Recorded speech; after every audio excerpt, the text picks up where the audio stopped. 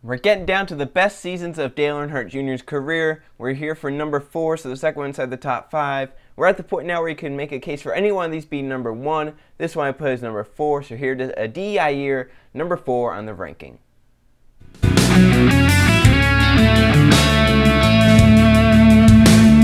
2003 was a great year for Dale Earnhardt Jr. 2 wins, 13 top 5s, 21 top 10s, matches his 2004 total for top 10s. He leads over 1,000 laps. He ranks 3rd in points, which is the highest he'll ever be ranked in points. He has an average start of 12.5, an average finish of 12.7, just showing the consistency he had in both qualifying and races. And you can see on the right hand there, that's the points rank throughout the season. Never, after he got up to 2nd, never fell below 4th. So it was just a great season for Dale Jr. in terms of that. He had a lot of consistency going through the season, but some bad blips in races didn't help. So we start with the Budweiser Shootout, the non-points race at Daytona. And with 5 to go, Jr.'s making his charge to the front with a push from Ryan Newman. And it seems like he's all by himself. He gets outside Jeff Gordon right here. He's going to try and use some side draft here. As Kurt Busch kind of comes up, tries side draft. But look at the push that Newman gives Jr. down the backstretch. He's going to try and push him clear of Jeff Gordon. So the 12 with the help from the 897 giving no help to the 24. And right there, Jr. rockets past Jeff Gordon to get into the race lead. And there comes the 4 laps to go. And as you know, back in the early 2000s, if a DI car got out front, you have to be lucky. You have to get the push to get by him. You cannot get by him by yourself. You're going to have to get some sort of push, and it's going to have to be a big push to get by. So then Jr. takes 4 to go there. Now around 2 to go. Gordon lined up behind Jr. there, still trying to run down. We're coming to the white flag. Jr. still with the race lead. Newman behind Gordon. Can Newman try and give Gordon a push? You see Jr. really pulling away through the trial at the white flag. But one thing about restrictor plate tracks, you don't want to be the car out in front this far. You want to be out front, but you don't want to be that far out front. They're going to get a huge rank. See how far Jr. got out there. He tries to the middle lane to fall back just a little bit without having to drag the brake back to that 24. As they come down the backstretch, cars wiggling back in the pack. Still single file at the front. Jr. trying to break the draft down the backstretch. Gordon trying to stay with Newman to get a push, but no such push is coming. Ken Sherry gets to the outside of Newman right there, and now just 2 cars are clear at the front. Johnson tries to make a 3-wide bonsai move for 3rd. Gets a little down the apron there and has to lift. And then through 3 and 4, they're 3 wide behind Gordon and Jr. who are clear of the pack. Gordon with no help. Jr. out front just can block Gordon. Now to the checkered flag. Dale Earnhardt Jr. will win his first ever Budweiser Shootout in this season. And then to back up the dominant car that he has in Speed Weeks, he's leading his duel. So Dale Earnhardt Jr. going to try and go 2 for 2 in Speed Weeks by winning both the Budweiser Shootout and his Gatorade duel.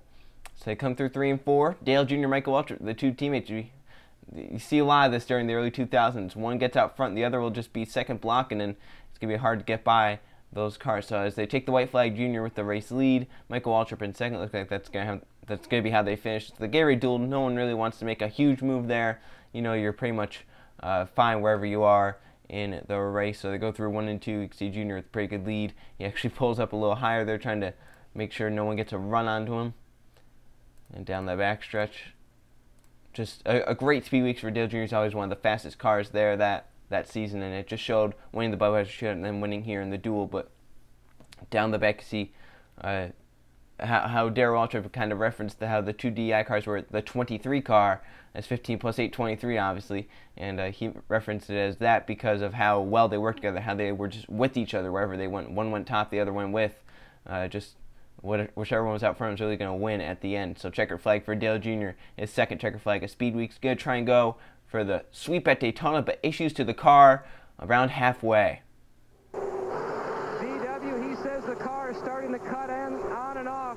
In fact, the last lap, he told his spotter, Ty Norris, to talk to Tony Stewart's spotter. Tell him that my car is starting to cut on and off. He's hitting me. I don't want him to spin me out. He is waving. He's going to pit. You can see his hand waving in the monitor. He's going to pit next time by. One of, if not the best car during Speed Weeks, may have lost his chance for a Daytona 500 victory. So he stays out a few laps hoping for a yellow to come out. No such yellow comes out. He finally hits the pits, and they're going to replace the battery in that car. Obviously something goes awry with the battery, and that's a tough break for one of the fastest cars that was at the track that season. And just a horrible start to this season. See right there, they're in the left rear wheel trying to change the battery out as fast as they can. They don't want to lose too much time here. They want to try and at least limit the amount of time that they lose in case something happens. Maybe they get yellow out front of the leader and then get a lap back or something like that. Because see, as the leader's running off turn 4, it's obviously now he's going to go at least one lap down, possibly more, as they're still trying to change the battery. He does fire the car around this point in the pits, but they still have to get everything back in place underneath that wheel and get the wheel back on. And right there, you can see lose the lap already. And the field storming around through 1 and 2, and he's possibly going to lose 2 or even more laps. He had led 22 laps in the race, so he had a pretty fast car, but he's not going to end up there. He's going to end up finishing 36th in this race. A horrible start, as maybe if he had gone all the way, the full distance, he could have gained his laps back. He gained 1 of the laps back. As you see right here, he's actually going to get lapped a second time by the leaders, but he gains 1 lap back, being ahead of Michael Waltrip when rain comes, and then the rain ends the race early, so Junior can never get back on the lead lap. He ends up fading back, finishing 36th, and then see right there, the whole pack going by fast as he's coming out of pit road. And then Rockingham was more of the same for Junior's team, just horrible. Through 1 and 2, he just loops the car after having some issues early on with contact with another car, with the fenders getting all messed up, falls back and then spins around right here, just can't control the race car. He doesn't hit anything, gets going straight again, yellow comes out, but just bad for him. And then later in the race, same exact spot, and it just happens again. Through 1 and 2, just spins it right around, and it just loops around for him, back up the racetrack and then back down. Once again, does not hit anything, but it's just 2 spins in 1 race, and that never relates to a good day. He actually ends up finishing the race 33rd and falls to 38th in the points. So a horrible start to the season, down to 38th in the point standings. And is this going to be a bad season for Dale Jr.? As you know, 38th in the points, how is he going to recover from that? Obviously, it's only 2 races, but that's still a hole you're digging yourself in. Well, Las Vegas, he responds, and he goes 3 wide for the race lead on Joe Nemechek and Michael Waltrip, and he clears through 3 and 4, so Dale Jr. gets up front. Las Vegas, he ends up finishing the race in the 2nd position, leading 97 laps, and jumps up to 18th in the point standings. Not bad for Dale Jr., close to a win, but I'm sure he'll take 2nd. That's a good points day for him, but close to a win, leading 97 laps. Then we go on to Atlanta, another great race for Dale Jr., the 4th of the season. Started 37th, gets up to lead 23 laps, ends up finishing 3rd, and jumps himself up to 10th in the points. So just like that, 2 races ago he's 38th in the points, and then 2 races later he's 10th in the points. So top 10 for Dale Jr. in the points. So now starting to get on a nice hot streak as we go on to Darlington. Early in the race, he's going to Jimmy Spencer to lead, and he'll lead 91 laps of the 293 run, end up at finishing 6th, and jumps up to 4th in the point standings. So sadly, Junior can't hold on to win here at Darlington. Obviously, it would be nice to see him win at one of the hard tracks, one of the crown jewel races of the season. But obviously, we know we got a good finish out of it anyway. See right here, the bumping and bang for the finish, one of the best in NASCAR. Then we're going to Texas, the place where he got his first Cup victory. Ryan Newman, who has been one of the best cars of the day, takes only 2 tires on the stop. Junior has 4 fresh Goodyears on the car, and it's rotating well. To the inside, Newman, he gets it. Coming to 45 laps to go. He's going to grab the race lead from Ryan Newman at the stripe. He's going to try and check out from the field and end up trying to win the race. So through into it, you can see he clears Newman easily. A little bit later, he pulls away from Newman just by a few car lengths, but Newman's staying pretty tucked up there with those 2 tires. Very shocking there. He's able to stay with Junior as much as he can. But then coming to 11 laps to go, Newman gets underneath Dale Jr. as they come off turn number 4. The 8 car going away. Newman's car coming to life side by side with 11 laps to go. Junior has the lead, but he's on the outside lane, the unpreferred lane through 1 and 2. And Ryan Newman down low. Junior's trying to pinch him down, trying to get him loose, but Newman fights back on the bottom lane and will easily clear Dale Jr. as they come down the backstretch. He pulls up there, and Junior loses the lead and loses any hope he has of winning as he fades back to finish 2nd once again. He finishes 2nd here at Texas, leading 35 laps, so it jumps up inside the top 5 points, up to 3rd now, which is where he'll spend almost a majority of his season. Probably the second most spot he spent in the 2003 season. Then we go on to Talladega. Engine change at the beginning, before the race, has to start 43rd, and on lap number 4, the big one happens. You'll see the red number 8 emerge into the grass right there. He was so far back that he was able to actually get it slowed down. You'll see here from the replay how far back it was. He was basically 42nd already, 42nd, 43rd. The crash happens in front. He's able to try and just get it woed down as quick as he can. Right here, he hits the 30 car in the rear, gets some front end damage. You can't see anything. He just decides to go down low. He hits a few cars on his way down in the side. Right there, you can see he hits Ken Schrader as he goes down towards the grass. Cars going down there. He's able to miss the crash though. Great job there, but the damage actually not too bad, as we'll see right here. Well, the 8 car of Dale Earnhardt Jr. made 7 stops. Tony Eury Jr., what's the state of the race car now?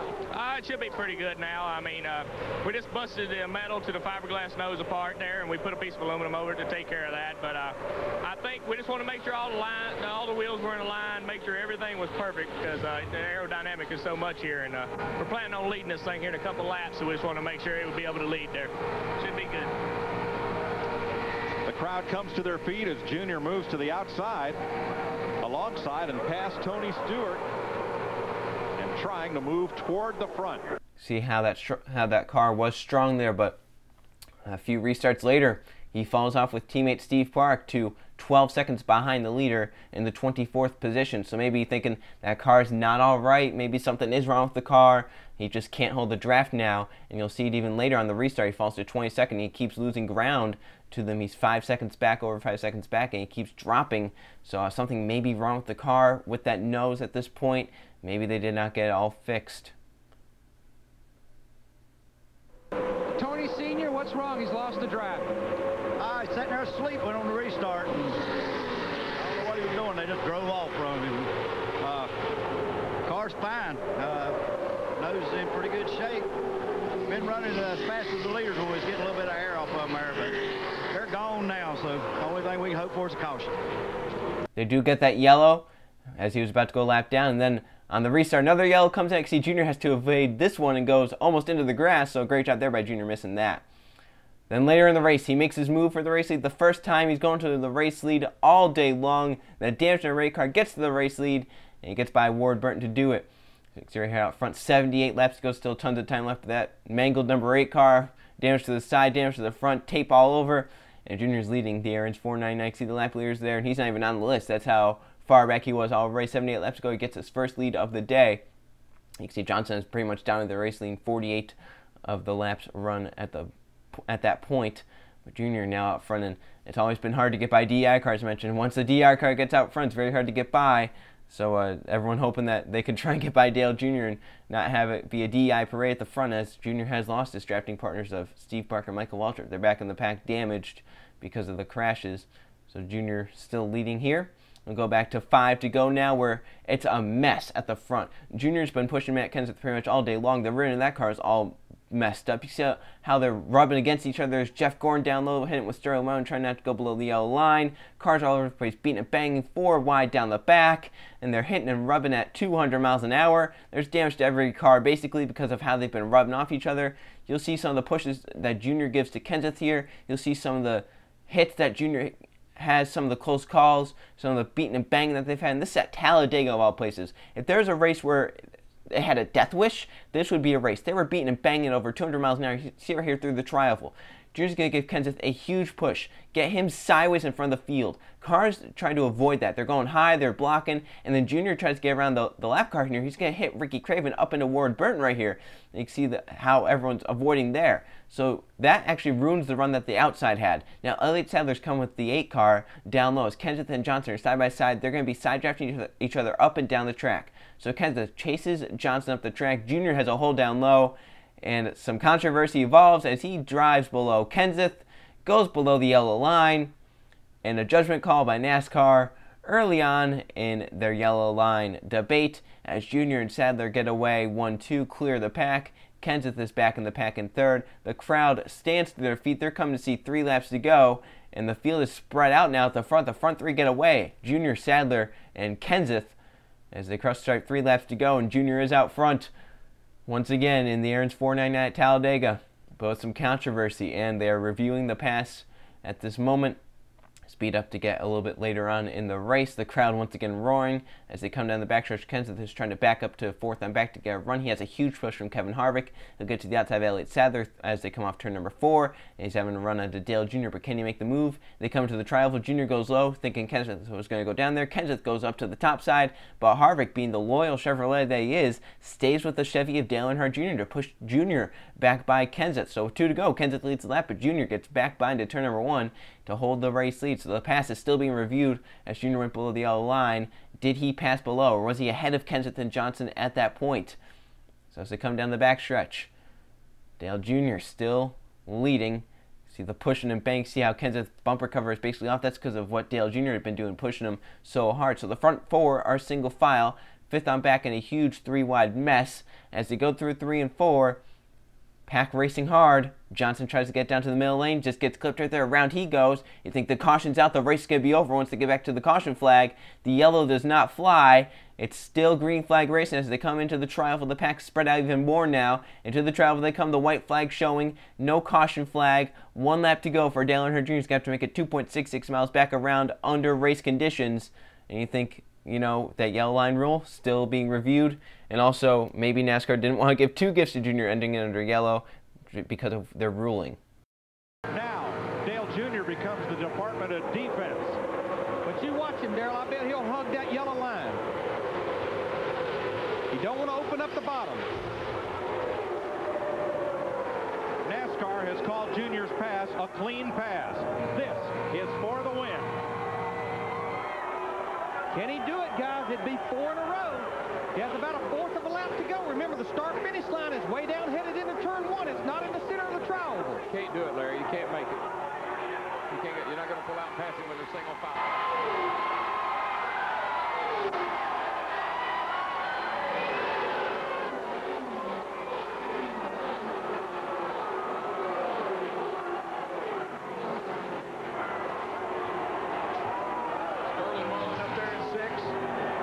NASCAR's review of the videotape showed in their eye that Dale Earnhardt Jr. was in the act of passing when he was forced below the yellow line. So the pass holds. Earnhardt's first to the checkered flag, and he goes to victory lane. And what a day getting there. I mean, he was involved. They had to change engines. He is one happy guy. Had to change engines, went to the rear of the field, involved in the big crash, lost the pack, almost was a half a lap down, and here he is, victory lane. So was the pass below the yellow line, or did NASCAR give him a gift, or did they not want to ride at Talladega? Who knows? That's just opinion-based. So now Martinsville takes the race lead from Rusty Wallace early on in the race with about 150 laps to go. Junior gets out front, motors ahead to lead 195 of 500 laps, but at the end cannot get up there and finishes 3rd. So that Martinsville clock, he's been very good there basically ever since 2001, and still can't get it. But once again, still early on in his career at Martinsville. You would think, you know, with how great he's been running here, he would get a few Martinsville clocks. And he only gets 1, but such a great race cars that he's had at Martinsville. Richmond, he actually ends up finishing in the 3rd position. It ends up raining with 7 to go. Junior gives his details about the race and his car after the race, showing his consistency is the key to the season. 5th consecutive top 10 finish for Dale Earnhardt Jr. Now, the question is, man, if we hadn't had all those cautions, could you have gotten to the 25, the 18? Yeah, we were, well, I don't know about that. I mean, before the very first caution come out with about 40 to go, we were coming, you know, we were getting to the 25. Every time the caution come out, when we go back to green, my car would drive different every time. So I didn't know what I was going to have. Each restart would be tight or loose and good, not good, but it's good hard work for us tonight. And, you know, we raced good and did what we could. I mean, I'm real happy to get 3rd place. I'd like to got the win, but we keep racking up these top 5s and doing the right things and staying up in the points. It's really paying off for us. I'm real proud of my team. So now Charlie, he's running in the 2nd position, and he spins it around through 3 and 4. He barely tops the outside wall with the rear end. The yellow comes out. That's actually a big break for a lot of drivers. Bobby Leavine was leading, Dale Jr. was 2nd. They were basically the only 2 on the lead lap. Jimmy Johnson, running 3rd, was on the tail end of the lead lap at this point. So all those cars get their laps back. In fact, I believe at that point there are only 9 cars on the lead lap. Obviously 9 stay on the lead lap as no one got their lap back technically. But all those drivers 3rd to 9th actually weren't on the tail end of the lead lap anymore because of this yellow flag. So this yellow is a big break for some drivers, but Junior obviously, that's a ton of time that he loses there. He had such a big gap over 3rd place. He had basically a lap over 3rd place, and he spins around. He has some rear end damage to the car. So frustration there for Dale Jr. He luckily gets it fired up and gets it going again, but that's still some damage to the rear end, and caution comes out. You can see the brake rotors on the rear end. They are very warm, so that's definitely an issue for Junior and the team, as you can't run the race with the hot brake rotors like that for 600 miles. Obviously, the rain is in the area. Rain's coming soon. They're almost halfway through the race, but have to be worried about those brakes. See right there how hot they are, how red they are. And then later in the race, they come down pit road to try and solve what's wrong with those brake rows. The yellow comes out. He tries to get his lap back by getting out of the pit road in front of the leaders. He realizes he's not going to do that, so he slams in reverse and drives it reverse down halfway down pit road. So obviously the frustration kicking in for Dale Jr. and the team. He's pretty frustrated with how his evening has gone running second, but just issues ever since he spun out. And Mike Joy and Darrell Waltrip, some of theirs joke around the booth about it. What's the penalty for backing up the length of pit road? Well, they've suffered enough. Yeah. There is one. I'm just not real sure what it is. I'd be afraid to say at this point. You can tell the frustration is settled in as he comes into the pit, or into his garage area, throws the steering wheel on the dash, slams his belts off, and begins climbing out of the car. Obviously very frustrated with how his evening has gone. His interview wasn't much better. So then at Sonoma, he gets in with Rusty Wallace, spins around. He actually ends up finishing in the 11th position after this. So not bad for Dale Jr. in a road course, especially Sonoma. He's had so much bad luck there, and spins around with Rusty Wallace. The yellow comes out, but he does end up finishing 11th there. And at Daytona, Michael Waltrip is pushing Dale Jr. forward as they're coming to halfway in about 10 laps. He gets to the outside of Kevin Harvick, and then through 3 and 4, he gets a massive run to the outside of Jimmy Johnson. And with those 2 DR cars lined up on the top side, you think, man, it's going to be impossible to break them up. So Jr. gets the side draft off Johnson, pulls him back, and Jr. he's pulling away from Waltrip with no help. He powers around the outside. Johnson, he's not cleared yet. He gets clear out of the tri-oval. He has no help behind him. That A car is pretty strong. In this race, he pulls down in front of Johnson and easily clears him. But he doesn't want to clear him. He wants to kind of stay in the middle lane, gives some draft to Michael as well, because Michael pushed Jr. around the 48. So right there, you can see he actually brings Waltrip with him.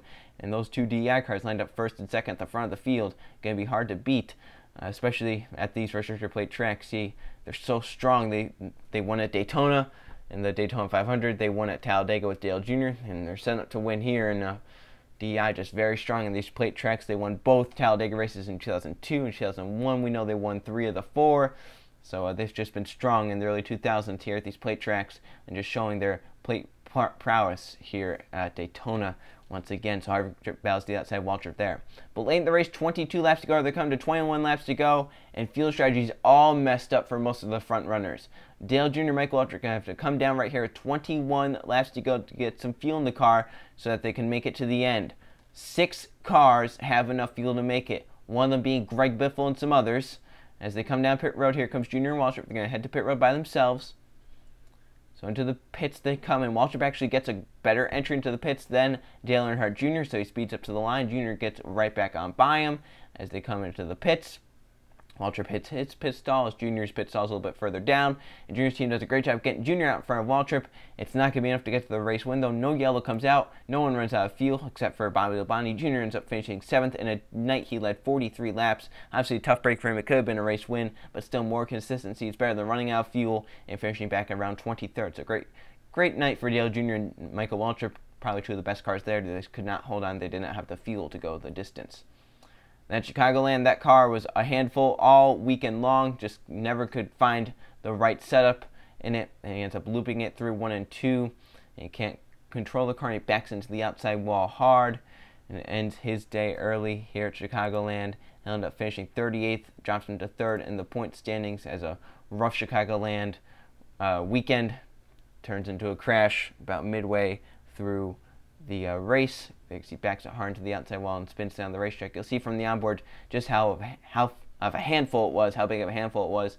See, through the corner, he's having to put wheel into it to make it turn. That just snaps to the right, and nothing can really do that. That's a hard snap back to the right, backs it hard into the outside wall, and luckily no one hit him as he slid down the racetrack. See, all the cars having to take evasive action down to the apron and whatnot to get by.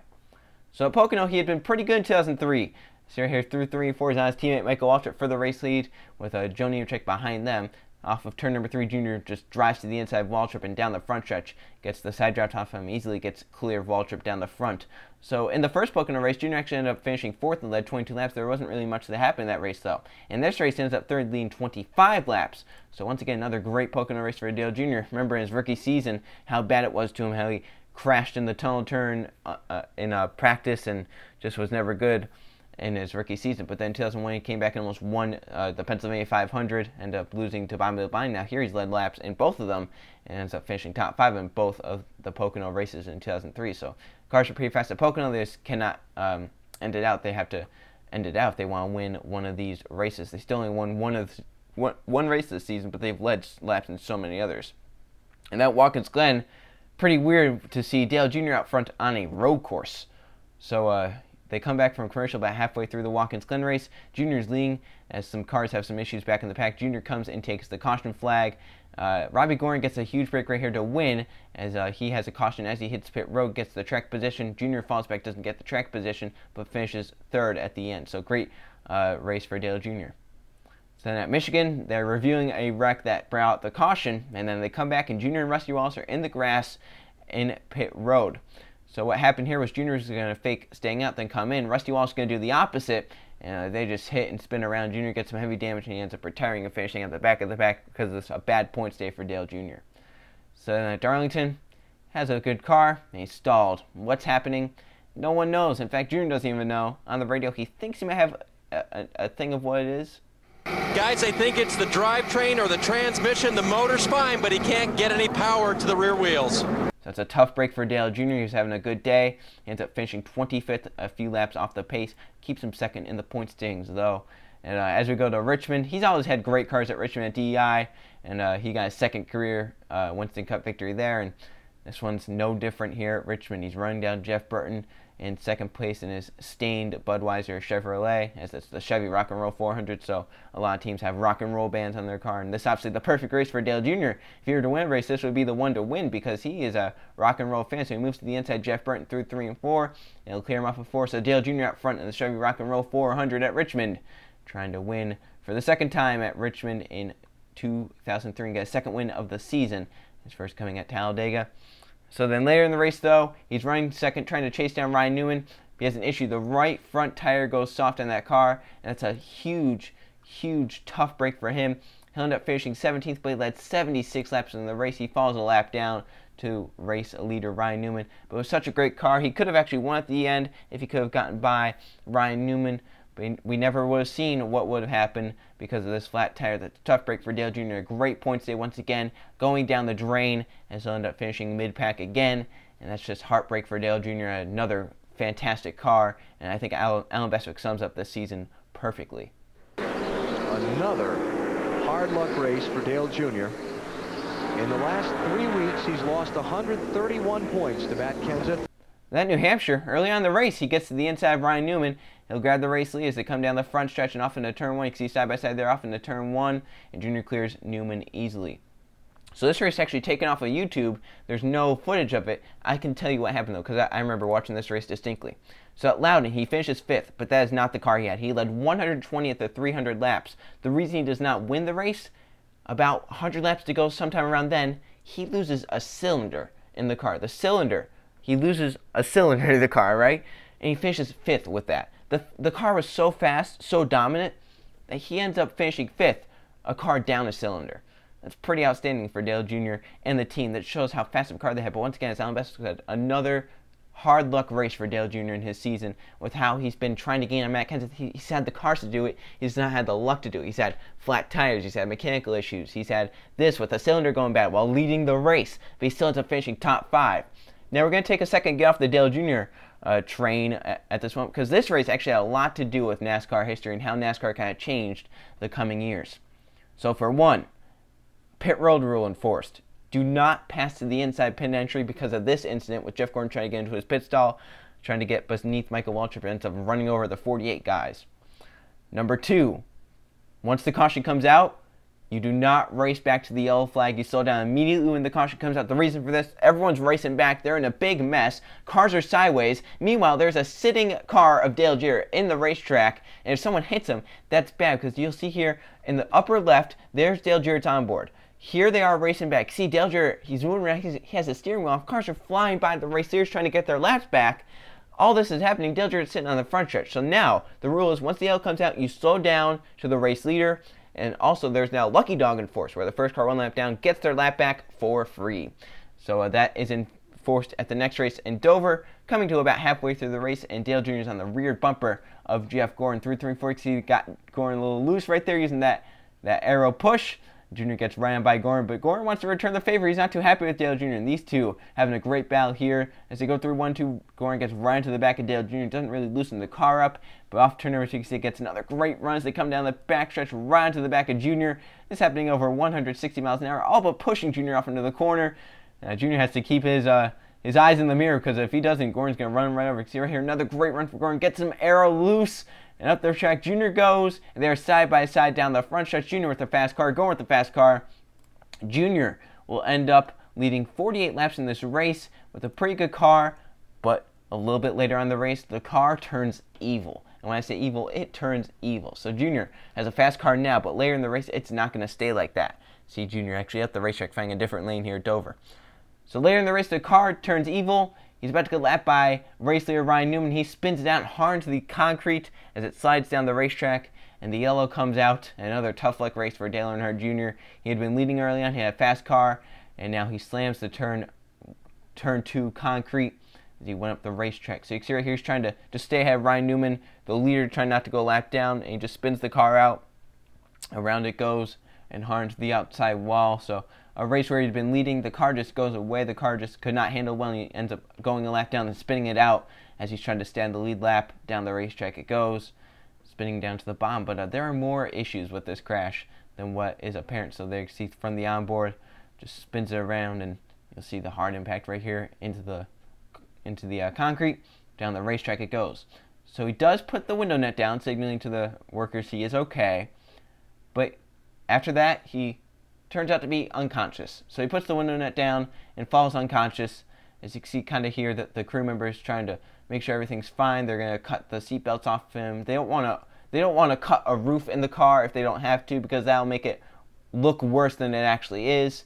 He has a heartbeat, everything's fine with him. He just fell unconscious. They don't want to cut the roof out, because that would make it seem like, oh my gosh, another Earnhardt tragedy. See there, they're pulling him from the car. He's not under his own power. They put him on a stretcher and to take him to the infield care center. See there, they have to put him on the stretcher himself. He cannot get on himself because of he's unconscious. Obviously, he can't do it.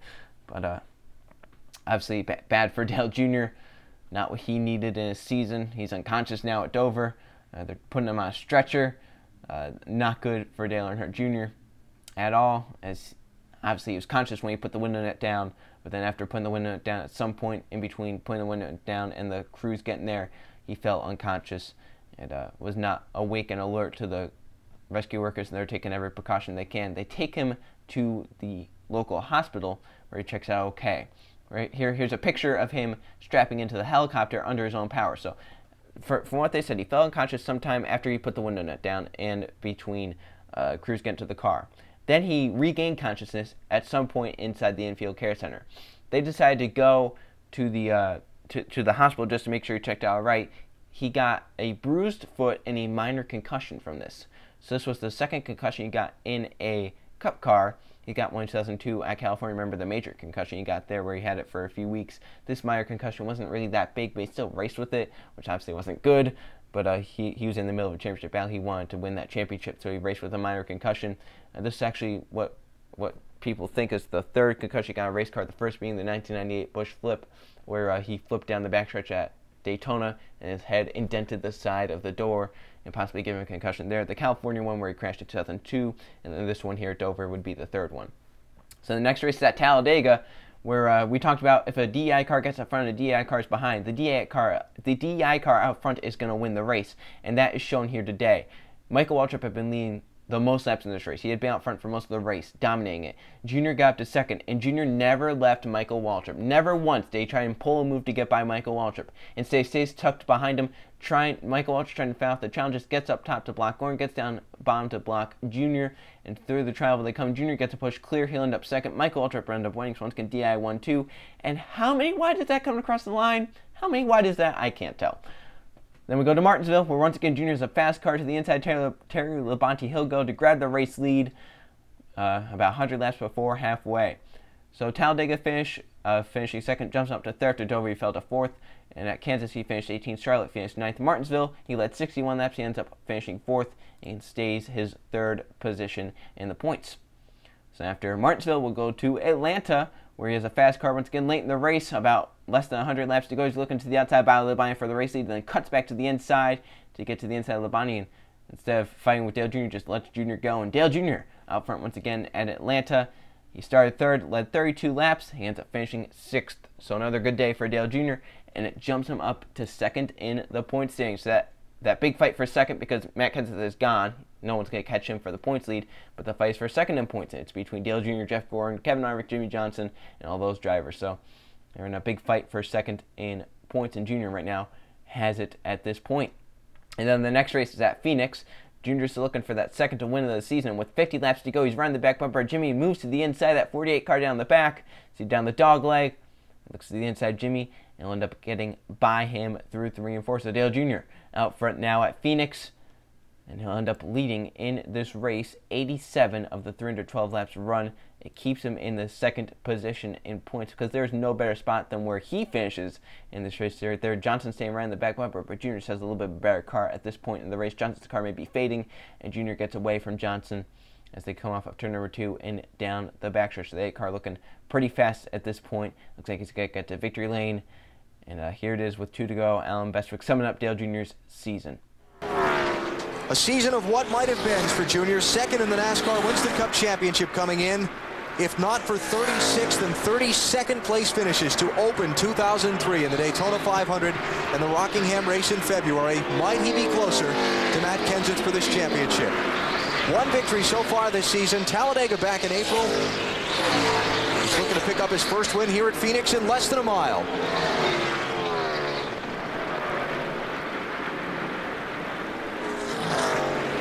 His 4th Phoenix try will result in his first victory and his second win of 2003. Dale Earnhardt Jr. winning in the Valley of the Sun. So a great win there for Dale Jr. trying to keep him in the hunt to stay second in points. Needless to say, does not do that. He ends up falling to 3rd in the points. But this clip will be the last I talk of this. There's 2 interviews after this, one after winning this race and one at Homestead after finishing 3rd in the championship. So thanks for watching. This is the last I'll be talking for this video. See you for number 3. Dale Earnhardt Jr. in victory lane, a big smile. Already talked to several of his crew members. This will be a lot of moisture in the air. And just for the record, right now I'm nowhere close to him. But he just got a little closer to me. And the celebration is underway here in victory lane, and these guys are thrilled. Come here for just a second. Looking for Tony Jr. Hey, you guys, you're excited. Why so excited? Well, we've been wanting to win one of these races for a long time. It's been so long since we won an open race, and we've run so good this year and come so close a bunch of times and finishing the top 5 a lot. And they gave me a great car today. And I could just pass and do whatever. How about passing the 48? Oh, well, you know, Jimmy's a clean race car driver. I can race him without really worrying about him making too many mistakes or me making a mistake around him because he makes you comfortable. But his car was just going away a little bit, and mine was good at the end. We were finally good at the end. And you spent a little time around the 12 car today, too, Dale. Well, I like Ryan a lot. Regardless of what everybody might think, I like him a lot. He's a hell of a race car driver, but I sure as hell love running into him. He's a fun guy to race hard with. And he can hit me back, just I don't want to end up backwards like he was. That was just a mistake. But. Okay, celebration's underway. See ya, Alan. Yeah, get out of there. And came up just a little bit short, but a good run for you guys today after some real trouble on those tires. Yeah, the tire wasn't real good. That probably wasn't helping either, but you know, ain't nothing Goodyear can do about it. They tested and they think they got the right thing, and maybe could have used a little bit better tire right there, but we'll know next year. But this reminds me of like the last day of school. So it's looking forward to going home, having some time off. We didn't get straight A's, but we came damn close. Summer vacation, winter vacation, and a lot of preparation for Daytona coming up for Junior.